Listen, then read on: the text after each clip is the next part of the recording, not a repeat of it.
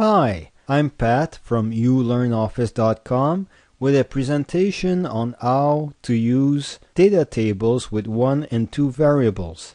The best way to use data tables is when you want to compare many possibilities. You want to know what happens if, in this example, the borrowing rate changes over time and what impact it would have on you.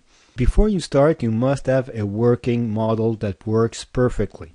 And in this case, we're borrowing $200,000 at a rate of 5.5% for 25 years, and we're making 26 payments per year, or a payment every 2 weeks. So every 2 weeks, you'd have to pay $566.53. In all, in a year, you'd have to pay over $14,000 for a grand total of $368,000. So that's capital and interest over 25 years. I'd like to know what happens if the rate changes over time and what impact it would have on my payment and my yearly payments. And that's what I have in the data table just below. In the first row, I have the values I want to try out. So 5%, 5.5%, 6, 6.5, 7, and so on. In the first column, I have the cell addresses, and I want to see what happens.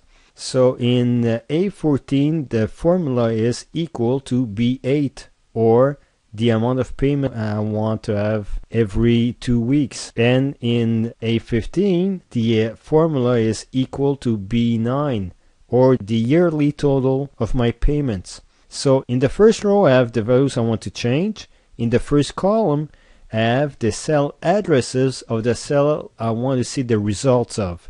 And I have to make sure that those cells have either formulas or Excel functions in them. And I know in this case that they do.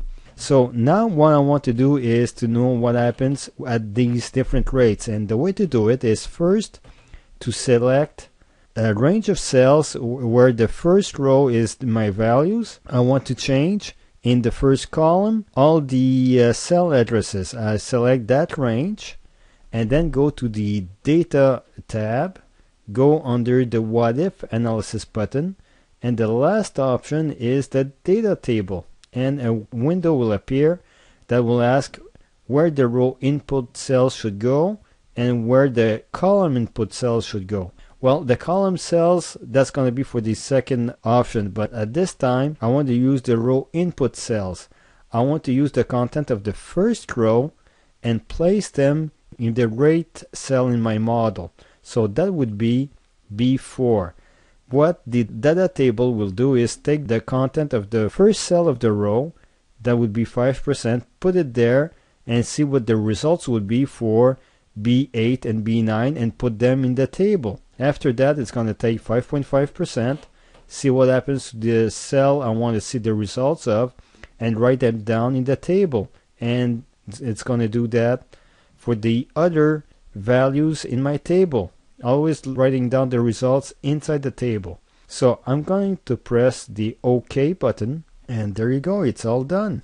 Now, just to make sure everyone understands, I'm going to go into the Home tab and put that in dollar values, and there you go.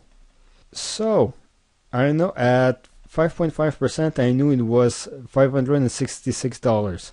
If the rate drops, it goes to $539 and $14,022 per year instead of $14,007.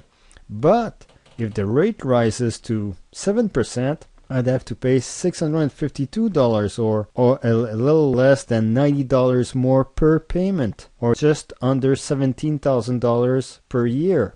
So that's how you can do a data table with one variable. You have the values in the first row. You could use the first column if you wanted and put in the first row the cell addresses you want to see the results. Either way will work. Now let's go see our second example here. I'm going to still use on the first row the rate, but on the first column I'm going to use different payment periods. Instead of paying in 25 years, I want to know what values I need if I would pay in 20, 15, or even 10 years.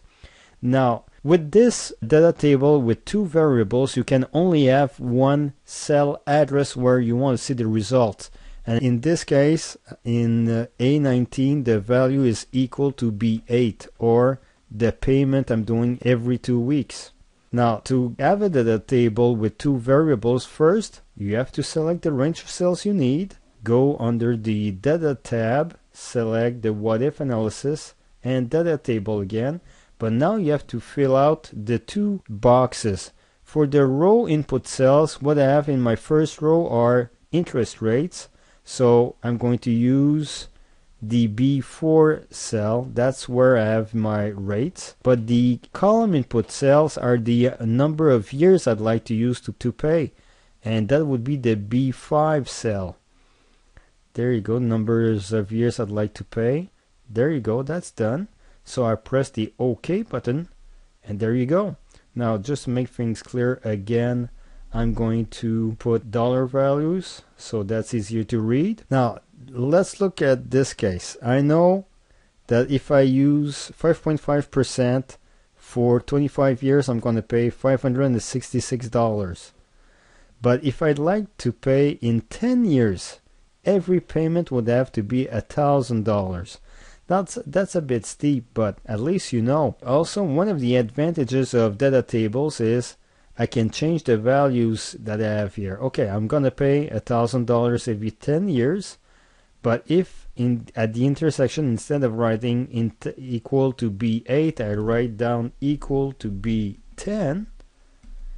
Here we go, just make a little change here. Instead of paying $368,000 in capital and interest, I'll be only paying $260,000 because I'll be paying in 10 years.